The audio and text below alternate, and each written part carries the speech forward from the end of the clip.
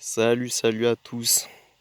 Alors aujourd'hui, j'avais envie de vous faire la présentation de cette machine dans laquelle je suppose que vous avez dû vous poser la question, tiens, c'est quoi cette nouvelle moto qu'il a lorsque vous avez vu que je faisais du crochetage sur les cadenas bus avec cette machine. Donc voilà, aujourd'hui j'ai décidé de vous la présenter. Une Kawasaki ER6N.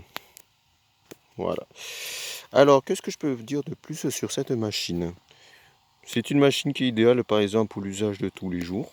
Voilà, parce que c'est comment dire, un petit roadster qui a son petit pétillant, sa petite puissance, son agréable utilisation, sa faible consommation aussi, et sa prise du poste de pilotage, mais vraiment génial. Parce que regardez, lorsque le pilote est assis dessus, la forme du réservoir est étudiée pour pouvoir même autoriser aux personnes grandes de pouvoir prendre place sur cette machine grâce à cette forme très creusée du réservoir. Vraiment confortable.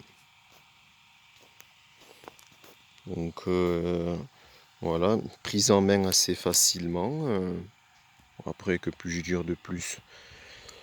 C'est une machine qui est bien, par exemple, pour les grandes personnes comme les petites personnes parce qu'elle a la selle qui est basse. Donc voilà. Moi je l'avais acheté parce que je me suis dit j'ai besoin de quelque chose pour me déplacer tous les jours. C'est-à-dire pour aller au travail, pour aller faire mes courses, pour aller faire à peu près tout ce que je veux, sans être contraint par rapport à la R1. Et oui, parce que la R1 elle chauffe énormément, hein. Donc voilà. Question côté mécanique, c'est une mécanique extrêmement fiable et facile d'accès. Voilà. Parce que là, regardez. Rien que niveau vidange, eh bien, tout est accessible. Le filtre à huile. Et le bouchon de vidange. Voilà. Ainsi que le bouchon de remplissage ici. Il est recommandé de mettre de la 5100 en 10W40. Voilà le bouchon de remplissage. Mais mon mécano, il m'a conseillé plutôt de mettre de la 5100, certes, mais en 10W50, surtout par rapport aux fortes chaleurs qu'il fait actuellement. La petite lunette pour pouvoir contrôler le niveau d'huile.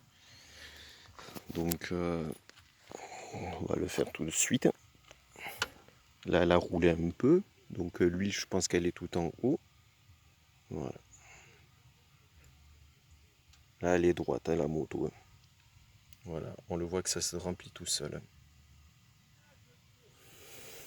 Contrairement à la R1, c'est vrai que si vous voulez faire la révision, vous êtes obligé de démonter tout le bas moteur, ainsi que tout le sabot, ainsi que les carénages pour avoir accès. Là, juste le sabot suffit pour enlever. Voilà. C'est des bons freins Tokiko là pour le freinage. Voilà. Donc assez bien mordant quand même. Pas aussi mordant que la R1, mais bon, ça va. C'est pas non plus comme mon ancien Suzuki Strad là, dans lequel il fallait vraiment appuyer comme un âne pour freiner la machine. Ensuite, comme je disais, mécaniquement, c'est très facile d'accès. Là, c'est l'emplacement du stator. Voilà. Alors lui, le stator, il m'avait causé des ennuis à partir de 44 000 km, il me semble. J'ai dû démonter toutes ces vis là, tac, tac, tac, tac, tac, pour avoir accès au stator qui est caché là. Si vous êtes débrouillard un peu en mécanique, normalement vous devez pouvoir le changer sans souci, parce qu'il y a juste un fil à rebrancher, qui lui est quelque part dans cette gaine. Voilà, vous voyez, j'ai même remis des serflex pour pouvoir refixer la gaine. Donc voilà, l'emplacement même du régulateur de tension, hein.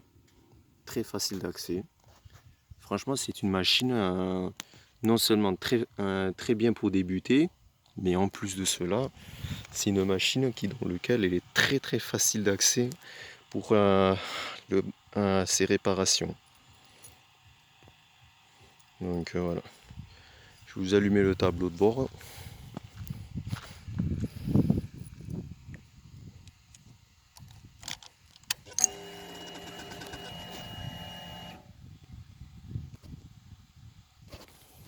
Voilà, c'est vraiment le classique que vous avez sur cette machine. Avec mode, vous faites défiler, là c'est l'heure, là c'est le kilométrage de la machine, là c'est le kilométrage journalier lorsque vous avez fait le plein, et il y a en deux fois trip 1, trip A, trip B. Voilà, les instruments tout à fait classiques pour un usage quotidien. Voilà. Démarre au quart de tour.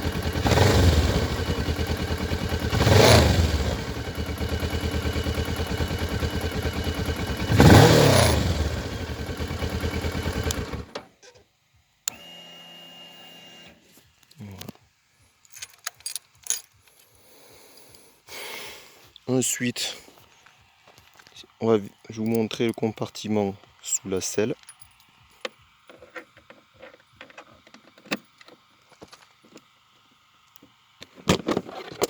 Voilà. Et oui, il y a pas mal de rangements là-dessous par rapport à R1. Ici, c'est l'emplacement du U que vous pouvez transporter avec vous. Vous le voyez là, c'est pour recevoir la anse du U. Cet emplacement, normalement, c'est pour mettre le boîtier du U. Moi, j'ai mis mes cadenas de collection quand je me promène. Et comme je vous ai dit, je fais du crochetage entre guillemets à l'arrache, mais toujours en promenade. Donc voilà, j'ai toujours besoin d'avoir mes outils sur moi et mes cadenas. Voilà. Donc à cet emplacement, là, vous avez la possibilité de pouvoir la débrider. Il suffit de débrancher un fil. Pour ceux qui ne le savent pas. Et ainsi que la petite vis à enlever ici, à cet emplacement. Là, si vous tournez la poignée, normalement, elle est censée s'arrêter là grâce à la vis. Tac. Mais bon, moi, ça fait 20 ans de permis que j'ai. Elle est bien contente de retrouver ses 70 chevaux, cette machine. Voilà. Donc, c'est une excellente machine, par exemple, pour débuter, pour l'usage quotidien de tous les jours. Je l'ai surnommé moi-même la Clio de la moto, même si aujourd'hui la Clio ne fait plus référence, parce que vous l'avez chez Renault, 25 000 € la voiture quand même. Donc presque je pourrais même la comparer à la Dacia. Voilà, c'est la Dacia de la moto, c'est idéal pour un usage quotidien tous les jours. Je m'en sers tous les jours pour aller au travail, j'ai pas de soucis. Je tourne de temps en temps avec la Candy, c'est aussi plaisant à piloter que la R1. Donc voilà. Si vous voulez un avis très objectif sur cette machine, franchement, moi je vous dis, elle est très bien pour l'usage que vous pouvez en faire. Moi j'en suis vraiment content. Donc là aujourd'hui je me suis dit j'avais envie de vous la présenter. Elle est aussi jouissive que ZX10R que bon malheureusement je devais me résoudre à la vendre parce que c'est vrai je possédais quand même plusieurs machines à la maison, plusieurs motos, donc l'assurance ouille, donc voilà quoi. Écoutez, ben voilà, j'espère que cette vidéo vous aura plu. Si vous avez des questions pour l'usage de cette machine, de cette moto, n'hésitez pas à me le demander en commentaire. Donc je saurai vous répondre sur quelques petits détails. Mais sinon, voilà, c'est une super machine plaisante pour tous. C'est vraiment polyvalente. Ça m'a sauvé de l'idée d'avoir toujours une sportive pour aller au travail. Donc voilà. Sur ce, je vous souhaite de passer une bonne journée, messieurs, dames, et passez une bonne journée. Au revoir. Ciao.